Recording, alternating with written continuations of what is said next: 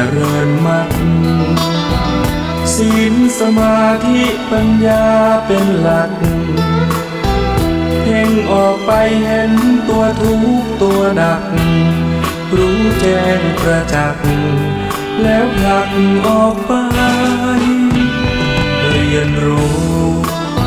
พระอริยะเอาธรรมะนั้นบ่งแก้ไขผู้มีจิตผู้มีธรรมเราไม่ใช่เราจะรู้ด้วยตัวเองไม่ได้อริยสัจตรัสไว้ให้เดินไปตามธรรมเจริญปัญญาในมรรคองค์แปดเป็นหลักนั้นงามเลิศล้ำรู้เนื้อรู้ตัวไม่ตกต่ำฝึกจิตฝึกใจให้ดื่มด่ำรู้รูปรู้นามแยกธาตุแยกขันธ์มองเห็นในไตรลักษณ์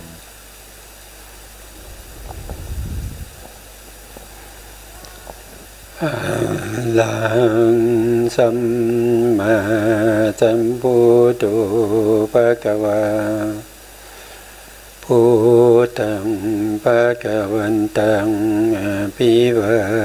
เทมิสวากขาโตภะคะวะตาธัมโมธัมมังนามัสสามิสุปฏิปันโนภะคะวะโตสาวกสังโฆสังฆังนามามินะโมตัสสะภะคะวะโตอะระหะโตสัมมาสัมพุทธัสสะนะโมตัสสะภะคะวะโตอะระหะโตสัมมาสัมพุทธัสสะนะโมตัสสะภะคะวะโตอะระหะโตสัมมาสัมพุทธัสสะสัมมาสัมพุทธัมมาโตลังสัสสะธัมมกานุตมังอาภิวาทิยาปัสสิสังอาภิธัมมัตตาสังฆังตถาวุตตาภิธัมมัตตาจตุธาปรมัตตโตจิตตังเจตสิกังรูปังนิพพานะมิติสัพพทาขอกราบนมัสการพระมหาเถระพระสังฆาธิการพระเถรานุเถระและขอสวัสดีท่านผู้ฟังและผู้ชมทุกท่านที่ติดตามในรายการพระไตรปิฎกลอยฟ้าในเนื้อหาของพระอภิธรรมนะครับครั้งนี้ก็เป็นครั้งที่6ในเรื่องของสมุจจยสังคหะซึ่งอยู่ในปริเฉดที่7นะครับซึ่งในปริเฉดที่7นี้ก็เป็นการนำเอาสภาวธรรมที่เป็นปรมัตถ์ที่เราได้ศึกษามาแล้วที่เราเรียกว่าเป็นวัตถุธรรมนะวัตถุธรรมทั้งหมด72ประการด้วยกันนะครับก็เอามาสงเคราะห์เข้ากันรวบรวมเข้ากันในหมวดธรรมต่างๆนะครับก็จะแบ่งออกเป็น4อย่างด้วยกันนะอย่างที่1ก็จะเรียกว่าเป็นอกุศลสังคหะอันนี้ก็จะพูดถึงเฉพาะสภาวธรรมที่เป็นอกุศลมีอยู่ทั้งหมด9หมวดนะหรือว่า9กองนะส่วนใหญ่เขาจะเรียกว่า9กองนะครับก็จะมี1ก็คืออาสวะธรรมชาติที่เป็นเครื่องไหลไปในสภาวะที่เป็นอกุศลที่เป็นกามมา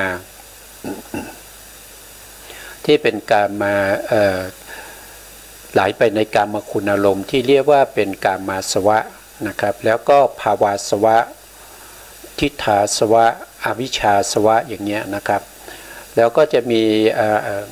ทำกองที่สองก็จะเป็นโยคะนะครับโยคะแล้วก็โอคะนะครับแล้วก็คันทะแล้วก็อุปทานนะครับอุปทานอนุสัยนะครับอนุสัยสังโยชน์แล้วก็กิเลสอะไรพวกนี้ก็จะเป็นธรรมที่เป็นกองที่เกี่ยวกับเรื่องของอกุศลทั้งหมดนะครับก็จะอยู่ในหมวดที่เรียกว่าเป็นอกุศลสังคหะอันนี้หมวดหนึ่งนะครับแล้วก็จะมีธรรมที่ปะปนกันระหว่างอกุศลกับกุศลเนี่ยปะปนกันเราก็จะเรียกว่าเป็นมิสกะสังคหะมิสกะสังคหะแล้วก็ต่อไปก็จะเป็นในหมวดที่เราเรียกว่าเป็นโพธิปัจขิยธรรม37ประการอันนี้จะพูดถึงในสภาวะธรรมที่เป็นไปฝ่ายมรรคญาณนะครับจะมีตั้งแต่สติปัฏฐาน4สัมมาปัฏฐาน4อิทธิบาท4นะครับอินทรีย์5พละ5โพชฌงค์7มรรคมีองค์8พวกนี้เราก็จะพูดกันอยู่ในโพธิปัจขิยธรรมนะครับแล้วก็หมวดสุดท้ายนี้ก็จะเรียกว่าเป็นสัพพะสังคหะ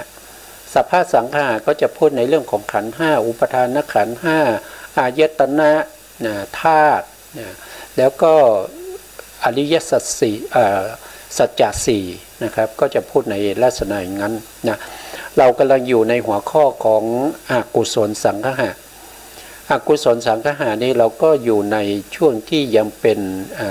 อารัมภบทนะอารัมภบทนะซึ่งครั้งที่แล้วผมก็ได้พูดถึงอกุศลกองที่7ในเรื่องของอนุสัยนะวันนี้เราก็จะไปต่อที่ครั้งที่แล้วนะครับก็มาดูในสไลด์ของเรานะครับครั้งที่แล้วก็พูดถึงเรื่องของอนุสัยก็จะมีอยู่7อย่างด้วยกันนะครับก็คือจะมีกามาราคานุสัยธรรมชาติที่นอนเนื่องอยู่ในขันธสันดานนะครับคือความติดใจในกามคุณอารมณ์องค์ธรรมก็ได้แก่โลภะเจตสิกนะครับที่อยู่ในโลภะมูลจิต8นะในโลภะเจตสิกที่อยู่ในโลภะมูลจิต8ไม่ว่าจะอยู่ดวงไหนเขาก็เป็นอะไรก็เป็นกามาราคานุสัยสภาวะของเขาก็คือนอนเนื่องอยู่ในขันธสันดานนอนเนื่องอยู่ในขันธสันดานเนี่ยเราจะไม่สามารถที่จะรู้ถึงสภาวะของการนอนเนื่องในขันธสันดานได้นะครับก็เหมือนกับว่าอย่างไม้ขีดไฟเนี่ยนะไม้ขีดไฟเนี่ยก้านไม้ขีดเนี่ยนะครับมันท่านจะมองเห็นไฟไหมเมื่อเราก้านไม้ขีดมา1ก้านใช่ไหมครับมา1ก้านเนี่ยเรายังไม่ได้ไปขีดที่ไหนนะครับไฟยังไม่ติดนะแต่ในก้านไม้ขีดนั้นมันมีไฟอยู่ท่านมองเห็นไหมว่าก้านไม้ขีดมีไฟนะก้านไม้ขีดเป็นก้านไม้ขีดก็จริงแต่เราจะมองไม่เห็นไฟนะครับเพราะว่าสภาวะของไฟนะมันนอนเนื่องอยู่ในก้านไม้ขีดนั้นก็เหมือนกับอนุสัยที่มันนอนเนื่องอยู่ในขันธสันดานของเราถ้าอนุสัยนั้นมันไม่ขุ่นขึ้นมานะครับที่มันจะไม่มีปัจจัยนะครับไปทำให้มันขุ่นขึ้นมาจนมันกลายเป็นปริยุฐานะกิเลสซึ่งขุ่นขึ้นมาอยู่ในใจเนี่ยนะครับเราจะไม่สามารถรู้ได้ถ้ามันไม่ขุ่นขึ้นมาจะไม่ถ้ามัน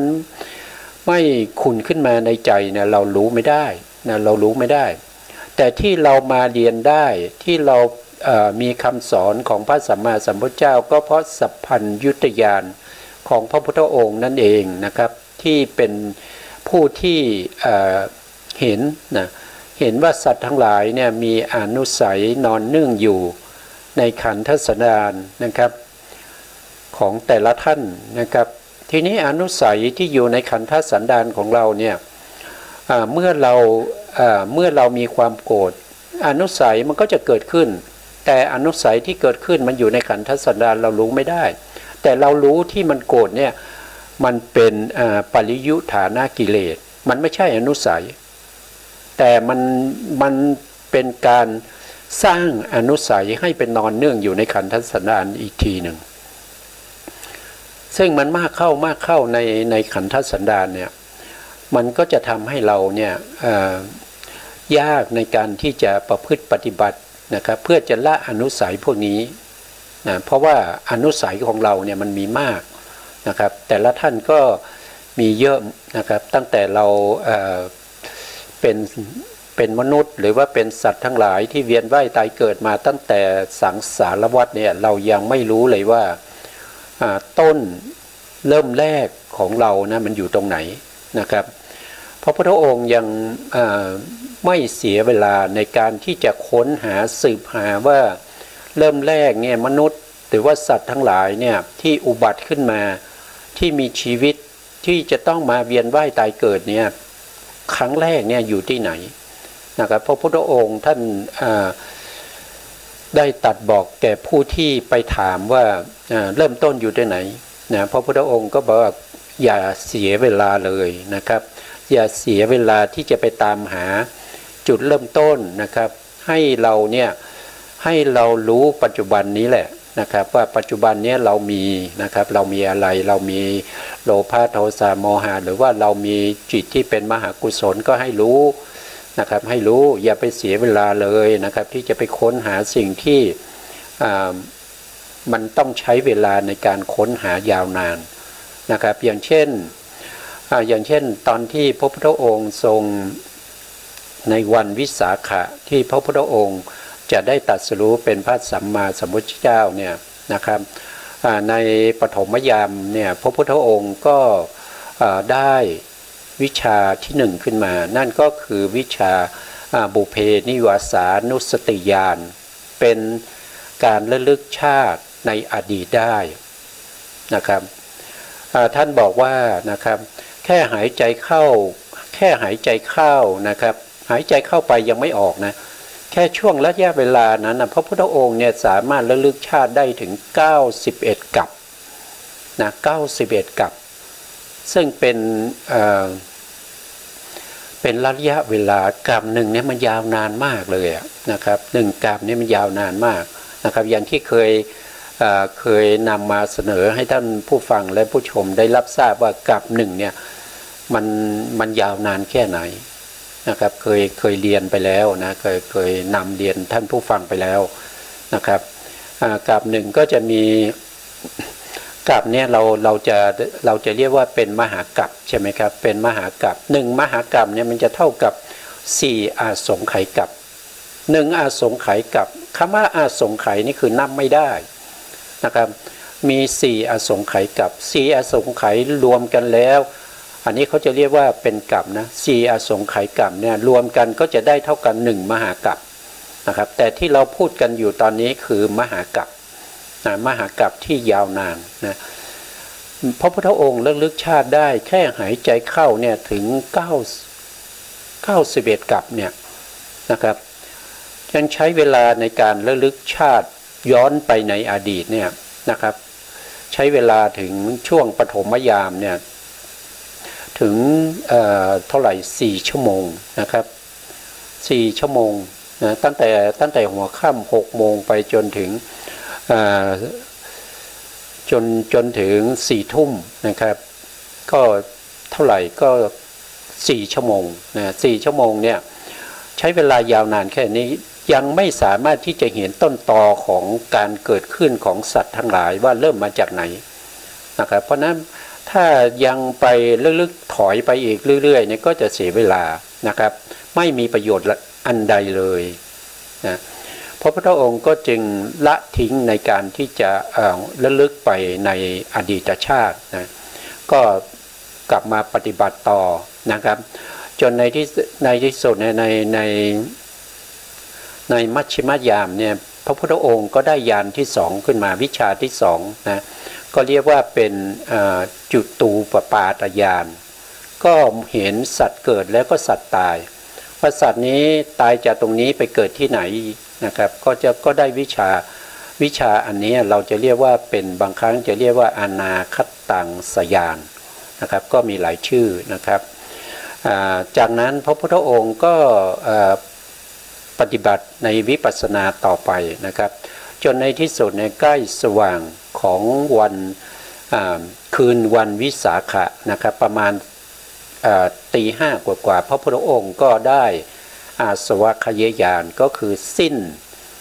ทำลายสิ้นแล้วซึ่งอนุสัยกิเลสที่นอนเนื่องอยู่ในขันธสันดานของพระพุทธองค์นะครับก็สิ้นอนุสัยนะครับอนุสัยเหล่านั้นก็ทั้งหมดก็มีอยู่7นะครับที่พระพุทธองค์ได้แสดงไว้นะครับก็มีอยู่7 1ก็คือการมาราคานุสัยนะครับนอนเนื่องอยู่ในขันธสันดานนะครับในคือความติดใจในกามคุณอารมณ์ติดใจในกามคุณอารมณ์เมื่อเราติดใจในสิ่งที่เราเห็นใช่ไหมครับสิ่งที่เราเห็นนะเรายินดีในสิ่งที่เราได้ยินนะครับเราพอใจในสิ่งที่เราได้กินนะครับเราติดใจในรสชาติของสิ่งที่เราได้ลิ้มรสนะแล้วก็พอใจในโพธพารมณ์พวกนี้เป็นที่นำมาซึ่งอนุสัยที่เราเรียกว่าเป็นกามราคานุสัยนะแต่ถ้าว่าโดยองค์ธรรมเนี่ยก็คือได้แก่โลภะเจตสิกโลภะเจตสิกก็จะเกิดกับโลภะมูลจิตนะโลภะมูลจิตมีอยู่8ดวงนะครับเพราะฉะนั้นโลภะเจตสิกก็จะเกิดร่วมกับโลภะมูลจิต8นะอันนี้ก็เป็นกามราคานุสัยนะต่อไปในข้อที่2นะครับข้อที่2ก็คือภาวะราคานุสัยนะครับก็คือธรรมชาติที่นอนเนื่องอยู่ในขันธสันดานคือความติดใจในรูปภพนะรูปภพก็คือภพภูมิที่เป็นรูปภพรูปภูมินั่นเองนะครับก็จะมีปฐมฌานภูมิทุติยฌานภูมิตติยฌานภูมิจตุตฌานภูมิอันนี้ก็เป็นรูปภพนะครับแล้วก็อรูปภพก็ได้แก่ประเภทที่เป็นที่เกิดนะครับของสัตว์ทั้งหลายที่ไม่มีรูปมีแต่นามอย่างเดียวนะก็เรียกว่าเป็นอากาสานัญจายตนะภูมินะแล้วก็วิญญาณัญจายตนะภูมิอากินจัญญายตนะภูมิเนวสัญญานาสัญญายตนะภูมิแล้วนอกจากติดใจในภพภูมิที่ตัวเองไปเกิดหรือว่าที่ตัวเองอยากไปเกิดนะครับนอกจากนั้นยังติดใจในเรื่องของฌานด้วยติดใจในเรื่องของฌานก็คือได้อัปปนาใช่ไหมครับได้อัปปนาสมาธินะครับเป็นปฐมฌานทุติยฌานตติยฌานจตุตถฌานท่านก็จะติดใจอยู่ในรูปฌานเหล่านั้นนะครับหรือบางท่านอาจจะเข้าถึงอรูปฌานก็ติดใจในอรูปฌานนะถ้าว่าโดยองค์ธรรมเนี่ยก็คือได้แก่ตัวโลภะเจตสิกทีนี้โลภะเจตสิกที่เป็นตัวที่ไปติดใจในภพภูมิที่เป็นรูปฌานอรูปฌานเหล่านี้เนี่ยโลภะตัวนี้เขาจะอยู่ในโลภะมูลจิตที่เป็นทิฏฐิคตวิปยุตนะเขาเป็นทิฏฐิคตวิปยุต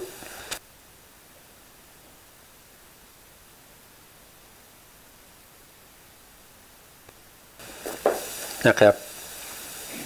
เขาอยู่ในทิฏฐิคตวิปยุตก็คือจิต4ดวงนะครับจิต4ดวงที่เป็นโลภะที่อยู่ท้ายๆนะครับดูรูปสั้นเล็กน้อยนะครับก็จะอยู่ใน4ดวงนี้นะ4ดวงนี้จะเป็นโลภะที่อยู่ในนี้นะครับก็คือไม่ประกอบด้วยความเห็นผิดนะครับแต่4ดวงนี้ก็ยังเป็นอกุศลจิตอยู่ดีนะครับมีโลภะเป็นประธานนะครับโลภะนั้นมีความติดใจในเรื่องของภพภูมิ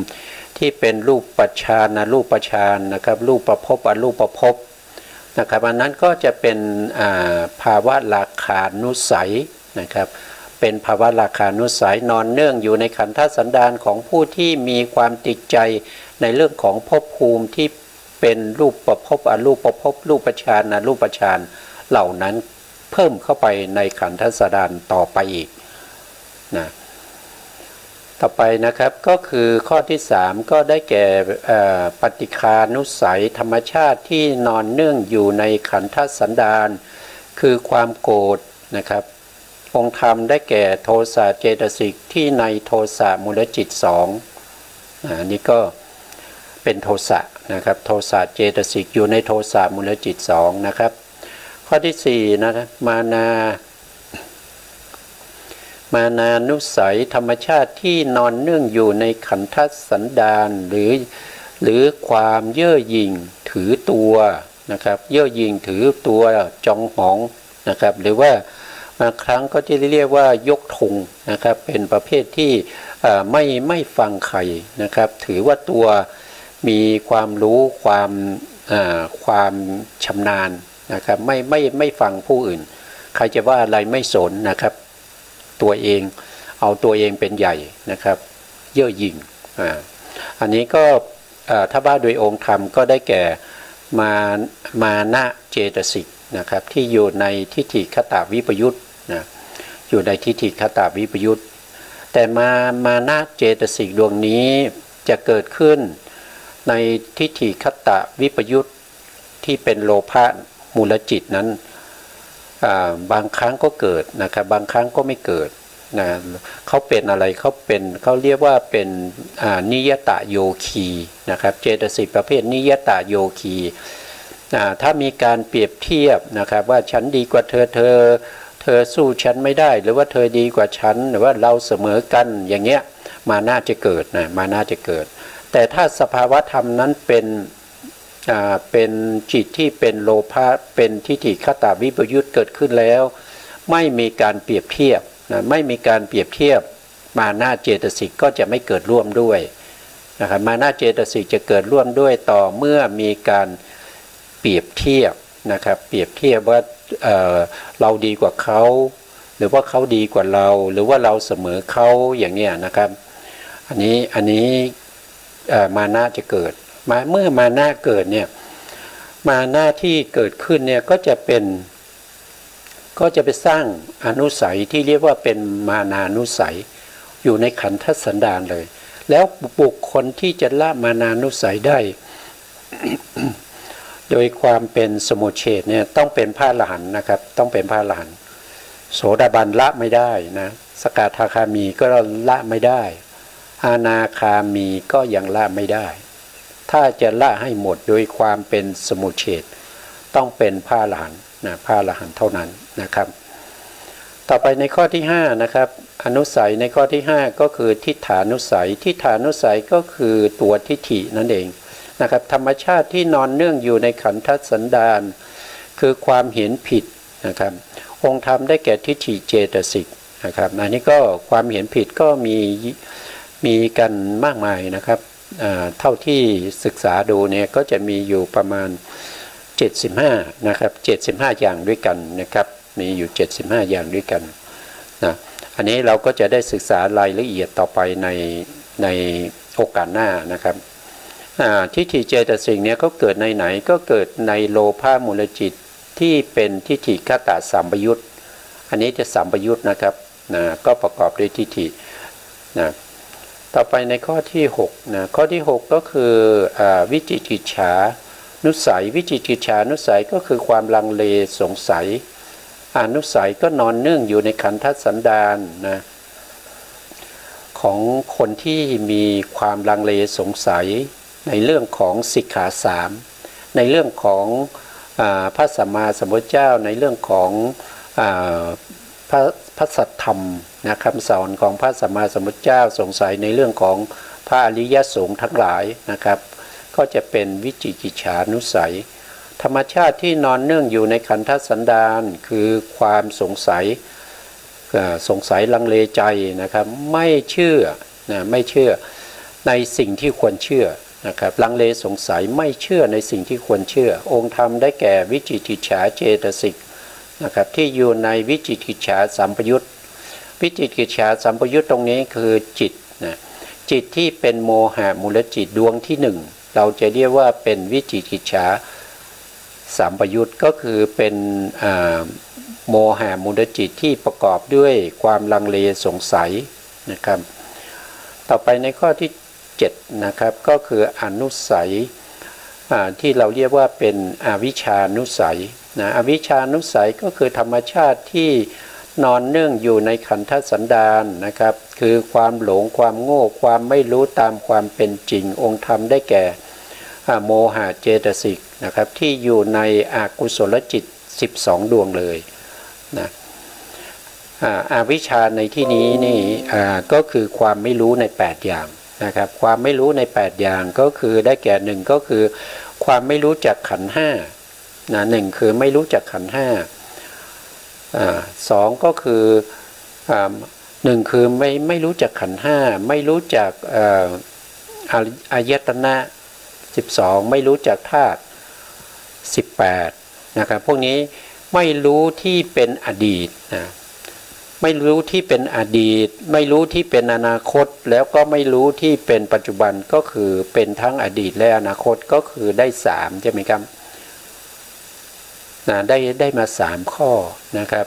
ข้อที่4ก็คือไม่รู้ในเรื่องของทุกข์นะไม่รู้ในเรื่องของทุกข์ไม่รู้ในเรื่องของเหตุให้เกิดทุกข์ข้อที่5นะครับข้อที่6ก็ไม่รู้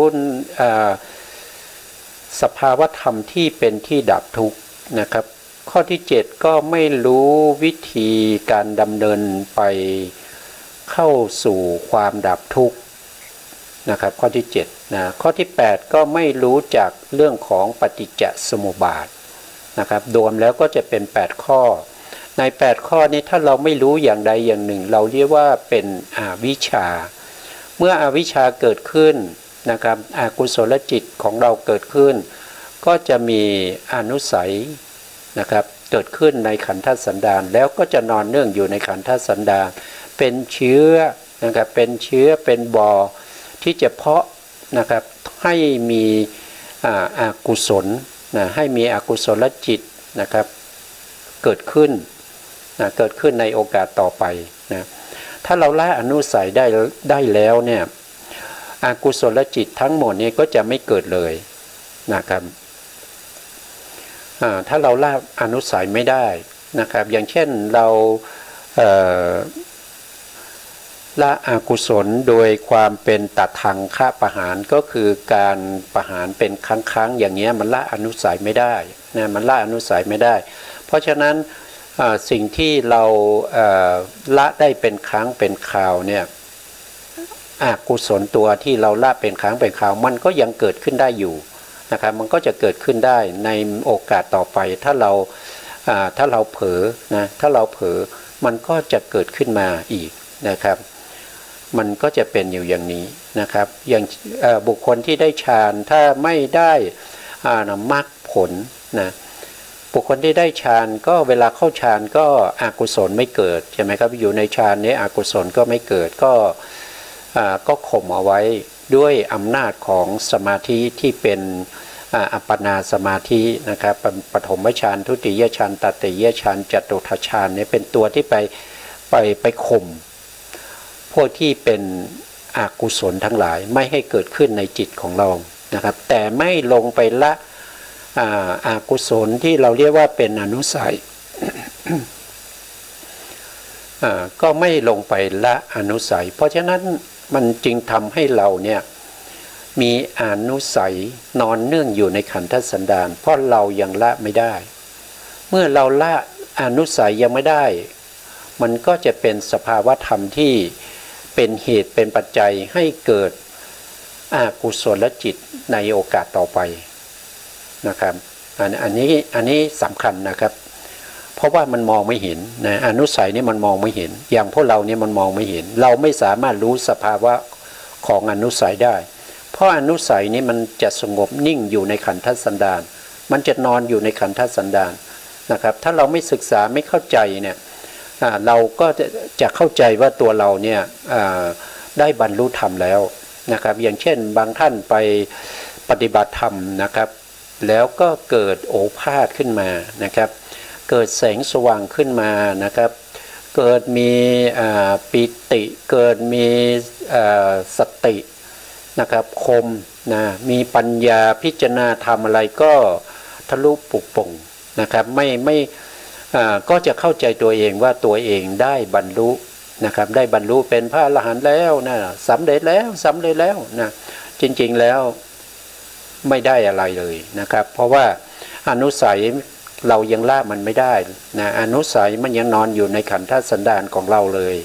นะครับเรายังไม่สามารถละเขาได้นะครับถ้าเราละเขาได้เนี่ยมันจะมีวิถีจิตที่เราเรียกว่าเป็นปัจเจเวคขณญาณนะครับหลังจากได้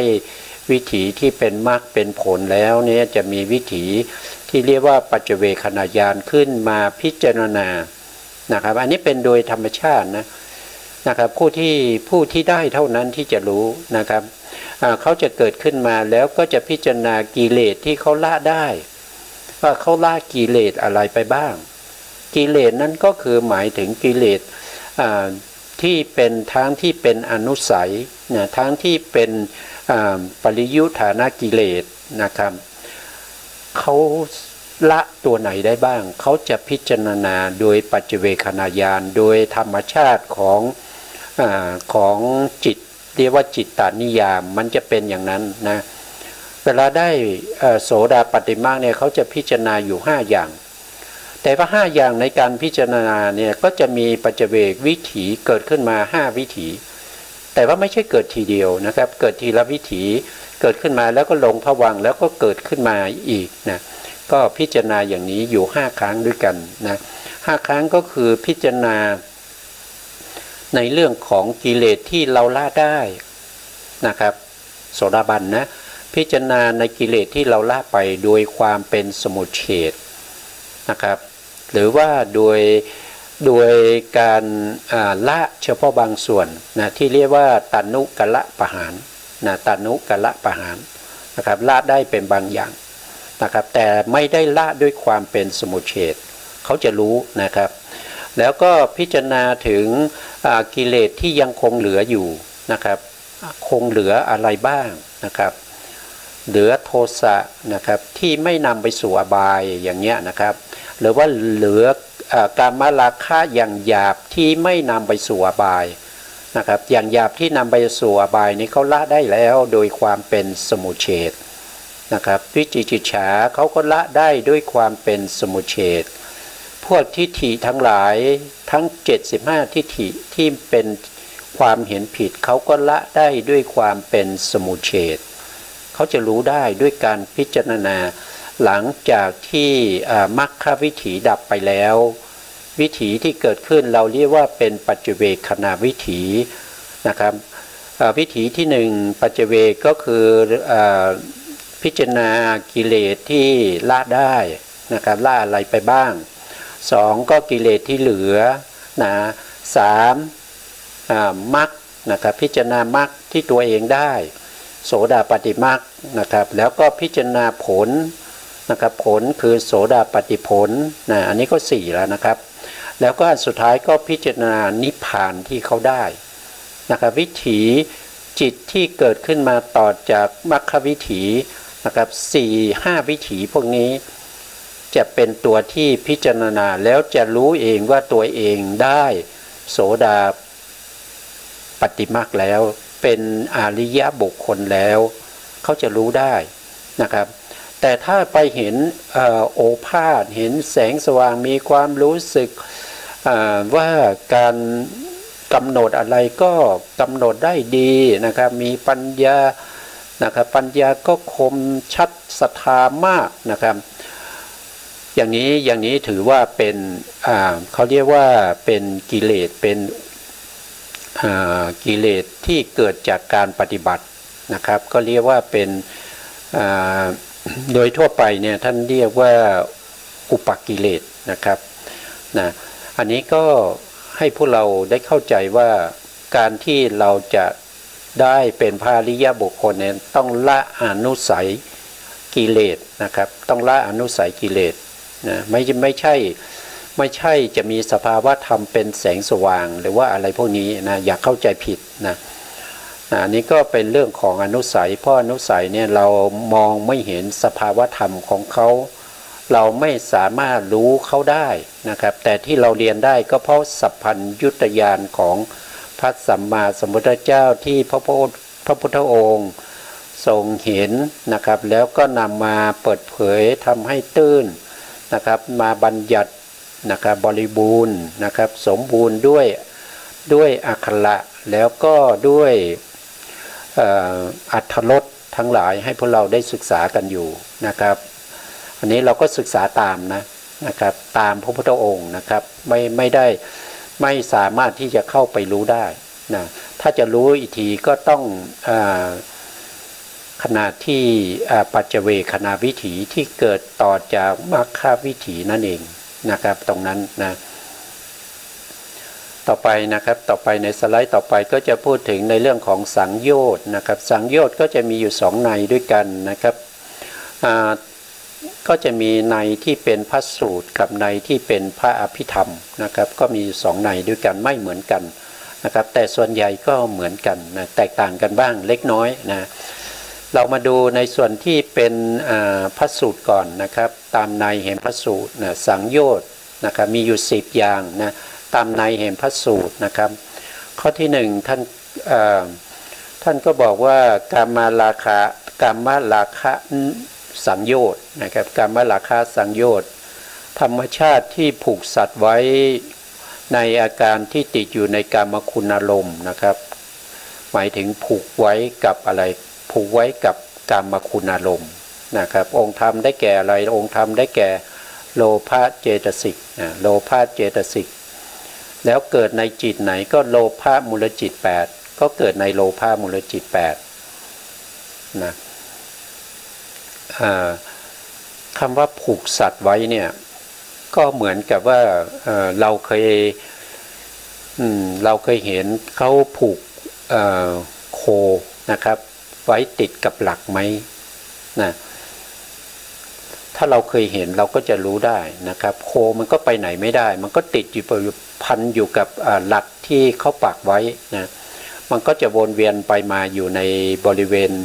ที่มันพอจะเคลื่อนไหวได้เท่านั้นเองนะแต่เราก็ไม่รู้นะครับว่าเราเนี่ยถูกผูกไว้ด้วยกามคุณอารมณ์นะเราไม่รู้ว่าเวลาเราเห็นแล้วเราเกิดความยินดีพอใจเนี่ยเราไม่รู้นะมารู้อีกทีก็มันเป็นลักษณะที่มันมีโทษแล้วนะครับแต่ตอนที่ใหม่ๆที่เราเห็นสิ่งนั้นแล้วเราพอใจยินดีหรือว่ามีความชอบใจในสิ่งนั้นเราไม่รู้นะครับเราไม่รู้เพราะอะไรก็เพราะว่าเรายังรู้ไม่เท่าทันนะเรายังไม่รู้ในสภาวะของความเป็นปรมัตถ์นะครับเวลาที่เราเห็นเนี่ยถ้าเราไม่มีเขาเรียกว่าสังวรนะครับ